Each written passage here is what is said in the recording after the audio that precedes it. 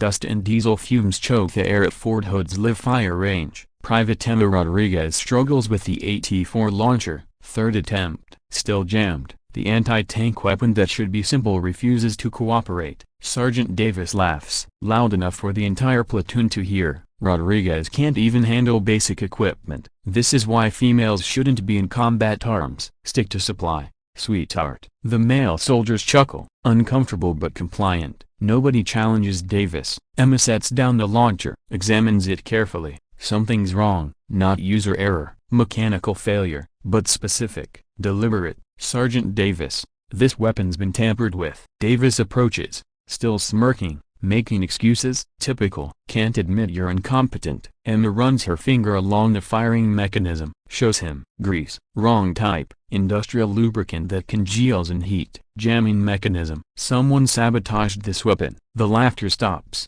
Davis's face hardens. That's a serious accusation. Private. It's an observation. This grease isn't military issue. Someone wanted this launcher to fail. She looks directly at Davis. Someone who had access to the armory last night. Davis steps closer. Intimidating. Watch yourself, Rodriguez. Emma doesn't back down. Instead, she picks up the launcher. Does something unexpected. Strips it. Not basic disassembly. Complete breakdown. Faster than training manual speed. Professional. Practiced. Firing pin filed down. Spring tension altered. Trigger group modified. This isn't just sabotage. It's expert sabotage. The platoon watches in confusion. How does a private know this? Emma reassembles the launcher. Different configuration.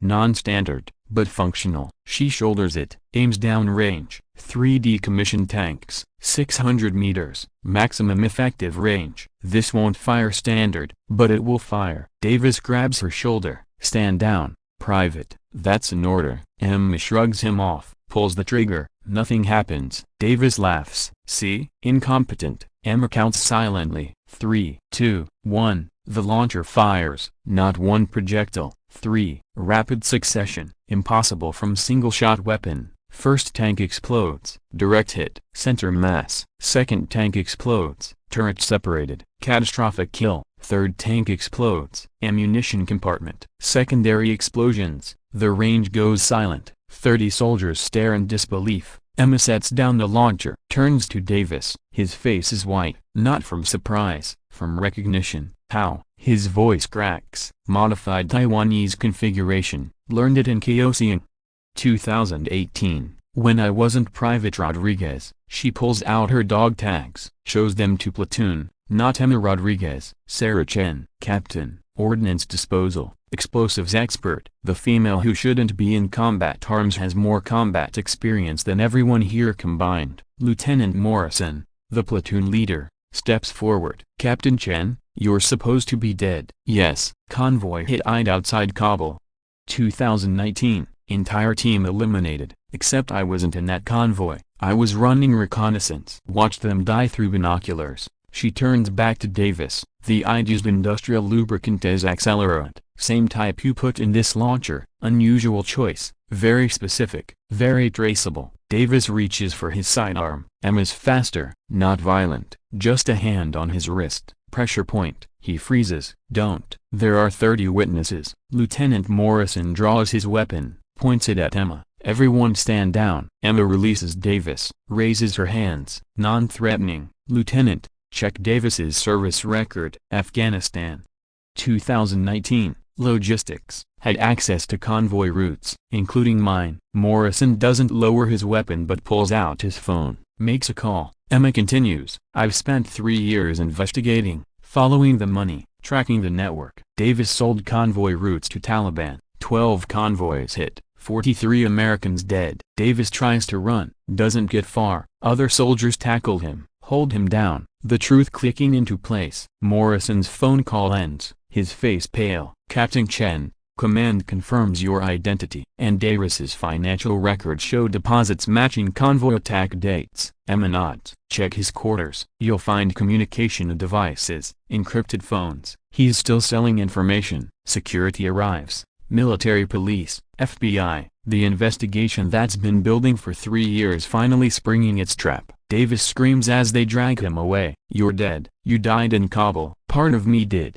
the part that trusted the system, that believed brothers in arms meant something. The platoon stands in shocked silence, their struggling private revealed as a captain, their sergeant exposed as a traitor. Morrison approaches carefully. "Captain, why the deception?" "Because Davis had partners, other sellers, other traders." "Had to get close, had to confirm." She pulls out a notebook. Names, dates, transactions, 3 years of evidence, 6 more on this base, 12 nationwide, all selling information, training schedules, patrol routes, equipment specifications. To whom? Highest bidder. Taliban, ISIS, cartels, anyone with money. The weight of betrayal settles over the platoon. Emma sees their faces, confusion, anger, fear. "I know what you're thinking. Who can you trust? How deep does this go?" She addresses them directly, not as Private Rodriguez, as Captain Chen. "Most soldiers serve with honor, but some don't. Some value money over loyalty, comfort over duty, self over service." Private Johnson, youngest in the platoon, asks, "How do we know who to trust?" "You watch, you listen, you report irregularities, and you remember that enemies aren't always foreign. Sometimes they wear the same uniform." The range clears slowly, investigation expanding. Emma's work here done. Morrison stops her. "Captain, your commission. We can reinstate town number." Sarah Chen stays dead. Emma Rodriguez disappears tomorrow. Someone else starts somewhere else. Why? Because the network is bigger than 6 or 12. It's hundreds, maybe thousands. Americans selling America piece by piece. She hands Morrison a card. "Contact information, encrypted. If you see something wrong, really wrong, not incompetence, malice, contact this number." That night, Emma Rodriguez's bunk is empty. Transfer orders appear in system. Destination classified. Authorization untraceable. Davis's interrogation reveals the network's scope. Soldiers, contractors, intelligence officers, all selling secrets. Small pieces, but together,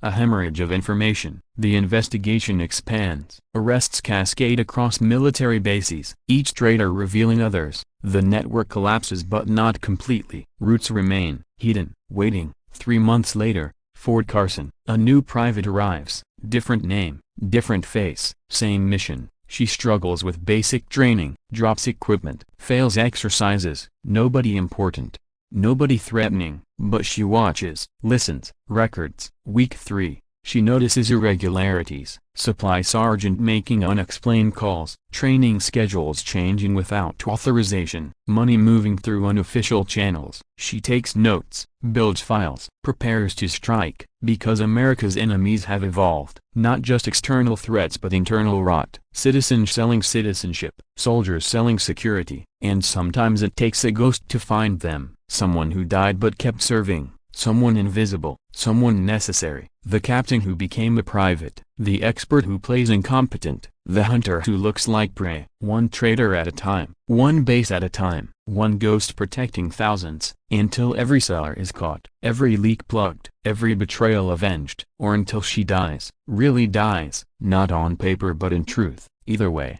she continues, because that's what real warriors do. They serve, even after death, even from shadows, protecting those who protect America. One jammed launcher at a time,